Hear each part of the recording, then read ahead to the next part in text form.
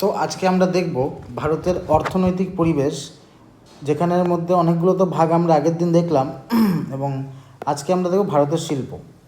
তো ভারতের শিল্প থেকে আমরা অনেকগুলো কোশ্চেন আজকে ডিসকাস করব। এই কোশ্চেনগুলো যে সেকেন্ড সামেটিভ এক্সাম হবে ক্লাস 10-এর, এইটাদের জন্য কিন্তু খুবই ইম্পর্টেন্ট। তো সবার প্রথমেই যেই আমরা 5-এর কোশ্চেন দেখব, যেটা হচ্ছে আমাদের ব্যাখ্যামূলক প্রশ্ন। তো 5-এর কোশ্চেনে আমাদের প্রথম যেই কোশ্চেনটা আসবে ব্যাখ্যামূলক প্রশ্নতে, সেটা হচ্ছে পূর্ব ও মধ্য ভারতের লৌহ ইস্পাত শিল্পের কেন্দ্রীভবনের কারণ। এবার দেখো, কোনো একটা জায়গায় যদি শিল্প তৈরি হয়, এবার শিল্প তৈরি হওয়ার পেছনে কিন্তু অনেকগুলো কারণ থাকে, তোমরা তোমাদের টেক্সট বইও পড়েছো।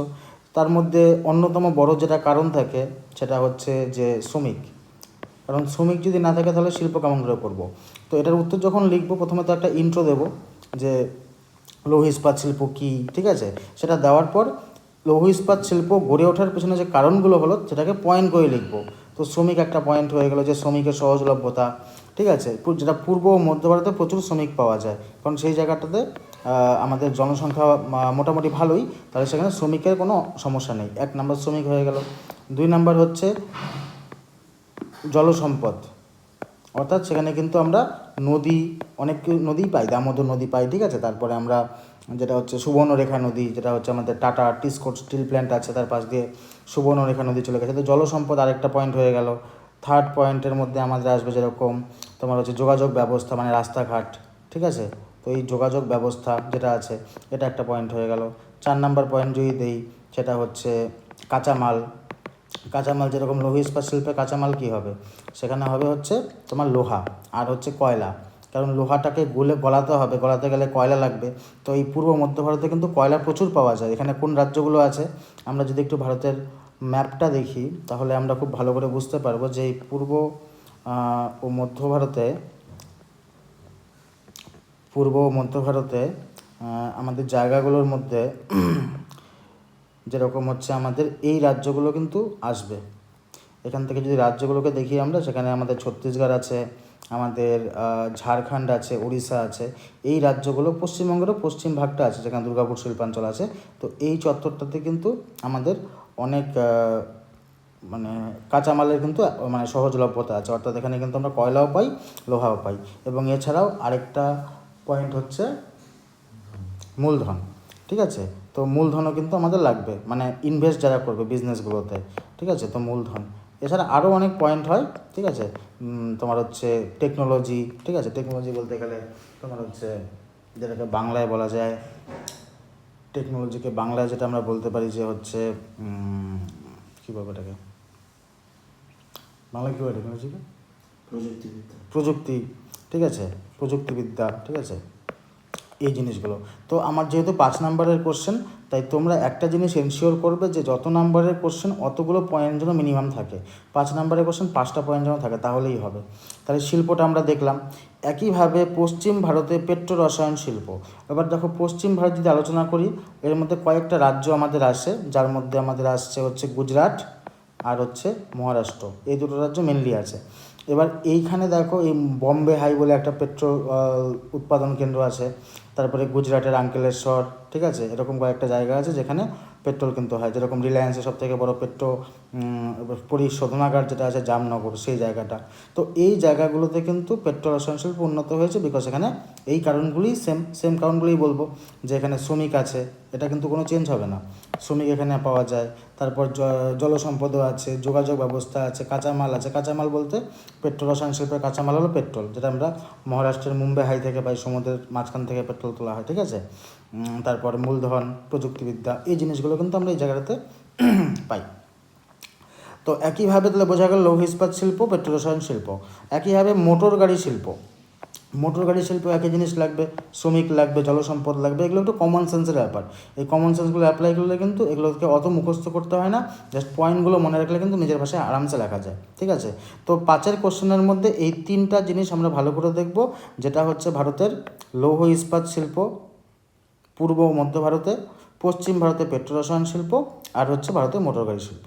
তো এই 3টা কোশ্চেন আমাদের ভালো করে রেডি করতে হবে। এরপরে যেটা আসবে, এরপরে আমরা দেখব 3 মার্কসের প্রশ্ন। 3 মার্কসের প্রশ্ন যেটা আসছে যে ভারতের তথ্য প্রযুক্তি শিল্পে উন্নতির কারণ। এবার তথ্য প্রযুক্তি শিল্প কি, যেটা হচ্ছে আমাদের ব্যাঙ্গালোর বেস্ট, কর্ণাটক যে রাজ্যটা আছে তার রাজধানী হচ্ছে ব্যাঙ্গালোর, সেই ব্যাঙ্গালোর বেস্ট হচ্ছে আমাদের তথ্য প্রযুক্তি শিল্প, অর্থাৎ আইটি যে ইন্ডাস্ট্রি, ইংরেজিতে আমরা বলি আইটি ইন্ডাস্ট্রি। তো এই উন্নতির কারণ কি, তার কারণ হচ্ছে, সবথেকে বড় কারণ হচ্ছে যে গভর্নমেন্টের যে পলিসি, মানে সরকারি নীতি। যেরকম এই তথ্য প্রযুক্তির ক্ষেত্রে আমি একটা নতুন ইনফরমেশন দিয়ে রাখি যে আমাদের যখন রাজ্যে সিপিএমের গভর্নমেন্ট ছিল, তখন কিন্তু যে আইবিএম, যে আমেরিকার যে বড় বড় কম্পিউটার প্রস্তুতকারক সংস্থাগুলো ছিল, তারা কিন্তু ওয়েস্ট বেঙ্গল গভর্নমেন্টকে কিন্তু অফার দিয়েছিল যে কলকাতাকে তারা আইটি হাব বানাতে চায়। বাট সেই সময় কিন্তু যে আমাদের সিপিএম গভর্নমেন্ট ছিল, তারা কিন্তু সেটা চায়নি, কারণ তারা ভয় পাচ্ছিল যে আইটি ইন্ডাস্ট্রি যদি হয় তাহলে মানুষের কাজের পরিমাণ কমে যাবে, অর্থাৎ মানুষ কাজ পাবে না, সব কাজ তো কম্পিউটারই করবে। তার জন্য কিন্তু আমাদের রাজ্য সরকার কিন্তু সেই নীতিটাকে গ্রহণ করেনি। হয়তো সেই জায়গাতেই কর্ণাটক গভর্নমেন্ট কিন্তু ব্যাঙ্গালোরকে সরকারি নীতি খুব ভালোভাবে করেছিল বলে সেখানে আজকে আইটি ইন্ডাস্ট্রি গড়ে উঠছে। আমাদের পশ্চিমবঙ্গ থেকে প্রচুর ছেলে মেয়ে ইঞ্জিনিয়ারিং পাস করার পর কিন্তু ব্যাঙ্গালোরে চাকরি করছে। তোমাদের বাড়ির আশেপাশে তোমরা যদি খোঁজ নাও, দেখবে ভালো ভালো ছেলেরা ব্যাঙ্গালোরে কাজের সূত্রে যাচ্ছে। তো এই একটা কারণ, সরকারি নীতি। ঠিক আছে, নাম্বার 2 হচ্ছে যে বড় বড় কোম্পানি সেখানে অ্যাভেলেবেল আছে, তো এই একটা কারণ হতে পারে। তো এখানে 3 নাম্বার যেহেতু আছে, আমরা 3টা কারণ এখানে ডিসকাস করব। ঠিক আছে, তোমাদের টেক্সট বইয়ে এটার উত্তরও দেওয়া আছে, যদি গাইড বই ইউজ করো গাইড বইও পেয়ে যাবে। সেকেন্ড কোশ্চেন আছে, দুর্গাপুরকে ভারতের রুর বলা হয় কেন? ভারতের রুর মানে হচ্ছে যে রুর অ্যাকচুয়ালি হচ্ছে জার্মানির একটা এলাকা বা জার্মানির একটা জায়গাকে বলে রুর। এবার ওই জায়গাটাকে কি হয়, ওই জায়গাটাতে অনেক বড় লৌহ ইস্পাত শিল্প জার্মানিতে আছে, যেটা সারা পৃথিবীতে মানে ওয়ান অফ দ্য লার্জেস্ট, মানে সবথেকে বড় বলতে পারো। তো যেহেতু জার্মানির রুরে সবথেকে বড় তোমার হচ্ছে রাইন নদীর পাশে সেটা অবস্থিত, সেখানে যেহেতু জার্মানির তোমার হচ্ছে লৌহ ইস্পাত শিল্প সবথেকে ভালো বৃদ্ধি হয়েছে, ওই জায়গাটায় বেশ ভালো লৌহ ইস্পাত শিল্প উন্নত হয়েছে। তো এবার সেটা ভারতের ক্ষেত্রে হচ্ছে, সেই যেটা হয়েছে দুর্গাপুরে, মানে জার্মানির রুরে হয়েছে, আর ভারতে হয়েছে কোথায়? দুর্গাপুরে। এটা হওয়ার জন্য আমাদের দুর্গাপুরকে বলা হয় ভারতের রুর। এই সেম লজিকে আরেকটা কোশ্চেন আমাদের করতে হয়, যেটা হচ্ছে 4 নম্বর কোশ্চেনটা দেখো, আহমেদাবাদকে ভারতের ম্যানচেস্টার কেন বলা হয়? ম্যানচেস্টার অ্যাকচুয়ালি অবস্থিত হচ্ছে ইংল্যান্ডের একটা শহর হচ্ছে ম্যানচেস্টার। ঠিক আছে, এবার এই ম্যানচেস্টারে কী হয়েছিল, ম্যানচেস্টারে শিল্প বিপ্লবের সময় সবথেকে বড় কাপড়ের কল তৈরি হয়েছিল। ঠিক আছে, তো এই ম্যানচেস্টারে সবথেকে বড় কাপড়ের কল তৈরি হওয়ার জন্য এই ম্যানচেস্টার সারা পৃথিবীতে বিখ্যাত। এবং ভারতের মধ্যে যদি দেখি, সবথেকে বড় কাপড়ের কল আছে আহমেদাবাদে, মানে অনেক বেশি, সবথেকে বড় বললে ভুল হবে, সবথেকে বেশি পরিমাণে কাপড়ের কল আছে, যেখানে জামা কাপড় তৈরি হয়। ঠিক আছে, টেক্সটাইল ইন্ডাস্ট্রি যেটাকে বলি আমরা ইংরেজিতে। তো এই আহমেদাবাদে যেহেতু সবথেকে বেশি কাপড় চোপড় তৈরি হয়, তার জন্য আহমেদাবাদকে ভারতের ম্যানচেস্টার বলে। তো দুটো কোশ্চেনের প্যাটার্ন কিন্তু একই। সারা পৃথিবীতে রুর বিখ্যাত কিসের জন্য? লৌহ ইস্পাত শিল্পের জন্য। আর সারা পৃথিবীতে ম্যানচেস্টার বিখ্যাত জামা কাপড় তৈরির ইন্ডাস্ট্রির জন্য। তো একইভাবে ভারতে কোথায় সেই জিনিসটা অ্যাভেলেবেল, সেটা হচ্ছে লৌহ ইস্পাতের ক্ষেত্রে দুর্গাপুর, আর জামা কাপড়ের ক্ষেত্রে আহমেদাবাদ। তাই এই উত্তরটা এইভাবে হয়ে যাবে। তারপরে একটা কোশ্চেন আছে, যেরকম বিশুদ্ধ অবিশুদ্ধ কাঁচামালের মধ্যে পার্থক্য লেখো। সিম্পল কোশ্চেন, একদম দাগ দিয়ে এক পাশে বিশুদ্ধ হবে, এক পাশে অবিশুদ্ধ হবে, পয়েন্টে লিখে দেবে। 3 নম্বরের কোশ্চেন, 3টা পয়েন্ট লিখলেই হয়ে যাবে। দুর্গাপুরে লৌহ ইস্পাত শিল্প গড়ে ওঠার কারণ একই কারণ, যে কারণগুলো আমরা এখানে ডিসকাস করছিলাম, 5টা পয়েন্ট। যেহেতু এটা 3 নম্বরের কোশ্চেন, আমরা 3টা পয়েন্ট দিয়ে দেবো। ভারতের শিল্প গড়ে ওঠার ক্ষেত্রে কাঁচামালের প্রভাব, কারণ দেখো কাঁচামাল যে কোনো শিল্পে খুব একটা ইম্পর্টেন্ট জিনিস, কারণ কাঁচামাল যদি না থাকে সেই শিল্পটা কিন্তু হবে না। তো কাঁচামালের প্রভাব এখানে আমাদের আলোচনা করতে হবে। 2টো পয়েন্টে আমরা 3টা পয়েন্টে ডিসকাস করতে পারি। আর পূর্বাঞ্চলে বস্ত্রশিল্পের সমস্যাগুলি কী কী? যে কোনো শিল্পে সুবিধাও যেরকম থাকে, সমস্যাও একইভাবে থাকে। তো ভারতের পূর্বাঞ্চলে বস্ত্রশিল্পের সমস্যাগুলো আমাদের ডিসকাস করতে হবে। যেহেতু 3 মার্কসের কোশ্চেন, তাই অ্যাটলিস্ট আমাদের 3টা পয়েন্ট কিন্তু ডিসকাস করতেই হবে। এরপরে আসবো আমরা প্রশ্নমান 2।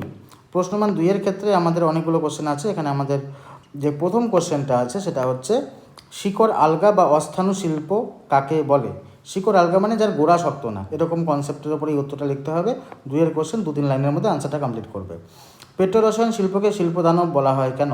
কারণ পেট্রোরসায়ন শিল্প যে কেউ তৈরি করতে পারে না। এখন কারো বাড়িতে আচারের ফ্যাক্টরি তৈরি করা খুব ইজি, গাছের আম পারলাম, রান্না করলাম, আচার বানালাম, মার্কেটে বিক্রি করলাম। কিন্তু পেট্রোরসায়ন শিল্প কিন্তু এত ইজি না। তো এখানে প্রচুর পরিমাণে মূলধন লাগে, টেকনোলজি লাগে, মানে দক্ষ শ্রমিক লাগে।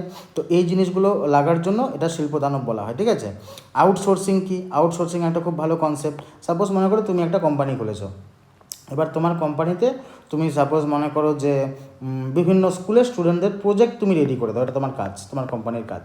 এবার তোমার কোম্পানিতে এমপ্লয়ি আছে 50 জন, যারা প্রতিদিন 1000টা প্রজেক্ট কমপ্লিট করে, ঠিক আছে, 1000টা প্রজেক্ট কমপ্লিট করে। এবার সাপোজ মনে করো এবার এক্সামে আগে অনেক স্কুল থেকে প্রজেক্ট দিয়েছে এবং সেই ক্ষেত্রে তোমার কাছে অনেক ডিমান্ড আসছে প্রজেক্ট করার। তো সাপোজ তোমার কাছে 50,000 প্রজেক্টের অর্ডার আসলো। এবার তুমি কি তোমার 50 জন এমপ্লয়ি দিয়ে সেটা করতে পারবে? কখনোই করতে পারবে না। তখন তুমি কী করবে, বাইরে থেকে কাউকে কাজটা দিয়ে দেবে যে তুমি এই কাজটা করে আমাকে কমপ্লিট করে দাও। That is call outsourcing. মানে তুমি তোমার কোম্পানির কাজটা বাইরের কারো এমপ্লয়িকে দিয়ে করাচ্ছ, যে তোমার কোম্পানির এমপ্লয়ি না বা তোমার কোম্পানির শ্রমিক না। এটা হচ্ছে আউটসোর্সিং। অনুসারী শিল্প কাকে বলে? যেরকম মনে করো সাপোজ একটা বড় ইন্ডাস্ট্রি খুলেছে, যেরকম আমি সবথেকে বড় এক্সাম্পল টাটার এক্সাম্পল সবথেকে ভালো বুঝবে এটা। অনুসারী শিল্পর ক্ষেত্রে যেটা হচ্ছে মনে করো টাটা গুজরাটে কোম্পানি বানিয়েছে, ঠিক আছে, গাড়ির কোম্পানি, গাড়ির কারখানা। এবার টাটা যে গুজরাটে গাড়িগুলো বানায়, এবার সেই গাড়িগুলো কিন্তু ম্যানুফ্যাকচারিং হচ্ছে কোথায়? সেই গাড়িগুলো গুজরাটে ম্যানুফ্যাকচারিং হচ্ছে। বাট তুমি দেখবে টাটা কিন্তু গাড়ির টায়ার বানায় না। টায়ার কে বানায়? টায়ারের একটা কোম্পানি আছে এমআরএফ। এবার কি করছে, এমআরএফ দেখলো যে টাটার যে গাড়িগুলো আছে সেগুলো বানাতে হলে টায়ার লাগবে। তো এমআরএফ কী করলো, তার ইন্ডাস্ট্রিটা টাটার কোম্পানির পাশে খুললো। এবার টাটা কি দেখবে যে আমার চাকা নিয়ে আসতে অত খরচ হচ্ছে না, পাশে ইন্ডাস্ট্রি পেয়ে গেলাম। তখন টাটা কী করবে, এমআরএফের থেকে অর্ডার নিয়ে নেবে, ঠিক আছে, এমআরএফের থেকে অর্ডার নিয়ে নেবে। তো এটা হয়ে গেল অনুসারী শিল্প। কিন্তু এখানে চাকা কিন্তু মেন শিল্প না, মেন শিল্পটা হচ্ছে গাড়ির, কারণ গাড়িতে চাকা লাগবে। তো এটাই হচ্ছে অনুসারী শিল্প। এক্সাম্পল দিয়ে বোঝাতে পারবে। বেঙ্গালুরুকে কেন সিলিকন ভ্যালি বলে? এই কোশ্চেনটা ঠিক এই দুর্গাপুর আর এই আহমেদাবাদের মতো same question. Because silicon valley হচ্ছে আমেরিকার একটা জায়গা, ঠিক আছে, আমেরিকার ক্যালিফোর্নিয়াতে সিলিকন ভ্যালি অবস্থিত, যেখানে ওয়ার্ল্ডের বড় বড় যে কোম্পানিগুলো আছে, ঠিক আছে, যেরকম তোমার হচ্ছে গুগল, ঠিক আছে, গুগল, তারপরে হচ্ছে যেরকম অ্যাপেল, ঠিক আছে, এই কোম্পানিগুলোর কিন্তু হেডকোয়ার্টার আছে সিলিকন ভ্যালিতে, ঠিক আছে। তো যত টেকনোলজি কোম্পানি সব কিন্তু সিলিকন ভ্যালিতে অবস্থিত। একইভাবে ভারতের বেঙ্গালুরু যে শহরটা আছে, সেই বেঙ্গালুরু শহরেও কিন্তু এই কোম্পানিগুলোর হেডকোয়ার্টার কিন্তু অবস্থিত ভারতের মধ্যে। তার জন্য বেঙ্গালুরুকে ভারতের সিলিকন ভ্যালি বলে। তারপরে কোশ্চেন হচ্ছে সেল কি, ঠিক আছে, সেলকে এটা বই দিয়ে পেয়ে যাবে। উদীয়মান শিল্প কাকে বলে? যেই শিল্পগুলো ফিউচারে নেক্সটে উন্নতি করতে পারে, যেরকম সোলার, এখন সবাই আমরা সোলারে যাচ্ছি। আরেকটা জিনিস হচ্ছে ইভি, ইলেকট্রিক ভেহিকেল। এখন দেখবে সব ব্যাটারি চালিত গাড়ি আসছে, টোটো আসছে, তারপরে যত 4 চাকা গাড়ি সব ব্যাটারিতে চলছে। তো এই জিনিসগুলোকে আমরা বলতে পারি উদীয়মান শিল্প, যেগুলো আজকে অতটা ফ্লারিশ করেনি, কিন্তু ফিউচারে এগুলোর কিন্তু বিরাট সম্ভাবনা আছে। মানুষ কিন্তু এগুলোতে আস্তে আস্তে আসবে।